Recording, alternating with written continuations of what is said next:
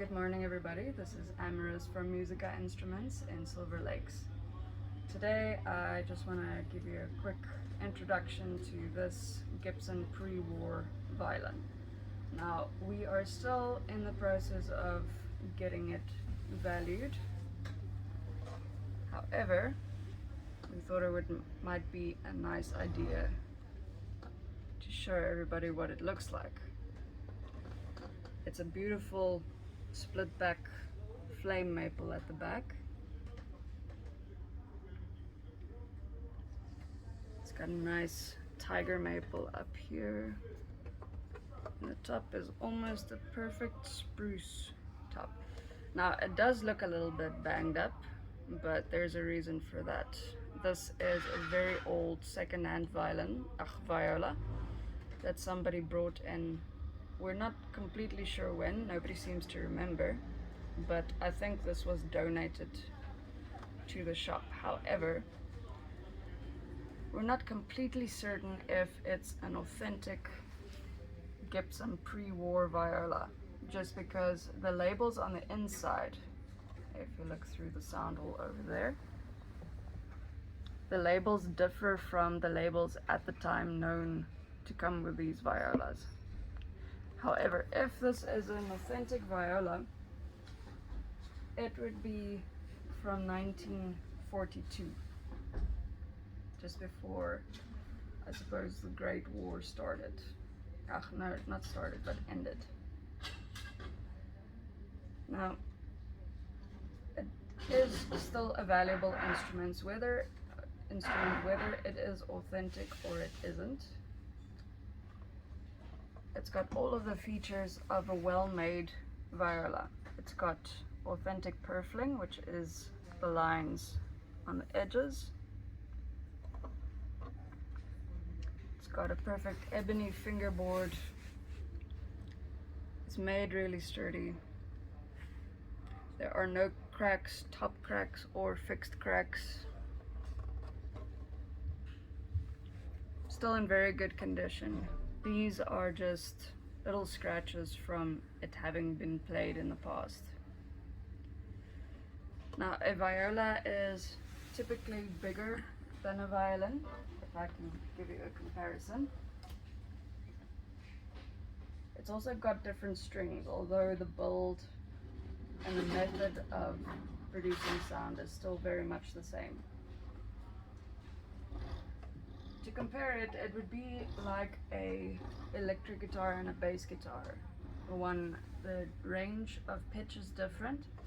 So for instance, on a viola, you have C, G, D, A. It's got the same strings as a violin, except it's got the C string at the bottom, and it doesn't have an E string at the top. So it's just like a mandolin tuning. Well, a violin is actually the same as a mandolin tuning, so it would be G, D, A, E. Yes. Yeah. The one that I made is a bit of a hybrid, since it has all of the strings. So Okay, all 5 strings. yes. What is the last one? So it's C, G, D, A, and E. Okay. Yeah. Unlike a guitar, a violin and viola is tuned in fifths, and a guitar is typically tuned in fourths, which for musicians out there, it's actually a lot easier to play in fifths once you get used to it. Now Gibson, they used to produce these violas with extreme quality. They were renowned for making good violas at the time. Unfortunately, I haven't seen any modern versions of it floating around. I'm not sure if Gibson themselves have stopped making violas entirely, or if we just don't get them in South Africa. However, this is a good instrument. If it is authentic, it should be about 40,000 Rand in value. If even if it's a knockoff, it should come to around about 17,000 to 25,000 depending. As I said, we're still getting the estimate value on this one. But it is an interesting instrument, and it's got quite a lovely sound. I could demonstrate it for you.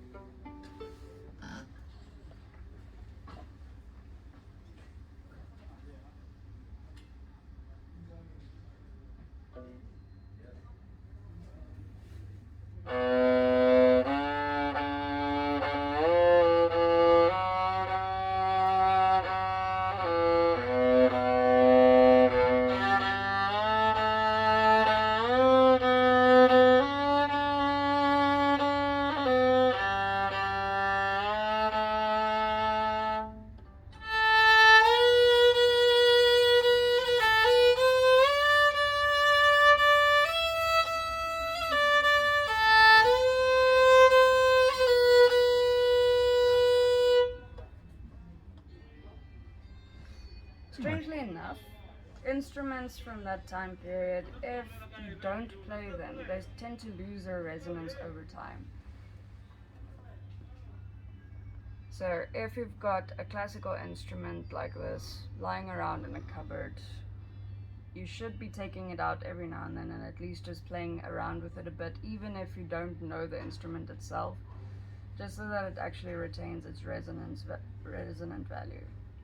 We still have violins floating around today, which are about 400 to 300 years old, and as long as they keep on being played, they age like a fine wine. Their sound becomes better over time.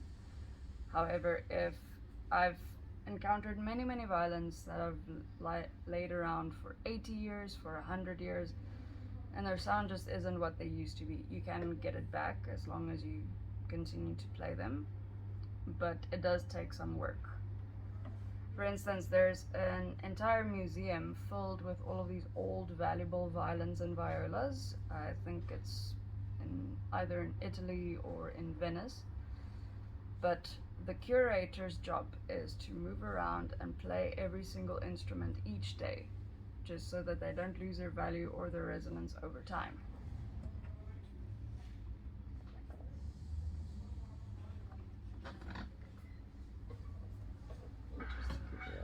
Look. It's got a very beautiful figuring, and both on the body and the neck. Yes. Very incredible. Very much. The varnish back then was designed to bring out the wood's aesthetic properties. So we can actually thank the luthiers of that time for not covering up the very beautiful pattern that is had from the maple that we see today. Besides as well, got these almost zebra stripes in the grain of the wood. You would see that with a lot of high quality instruments.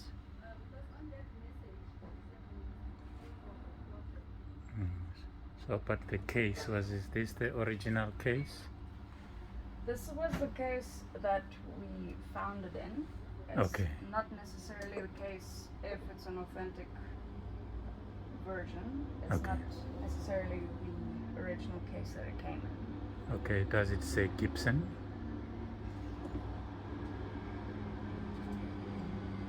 Let's see.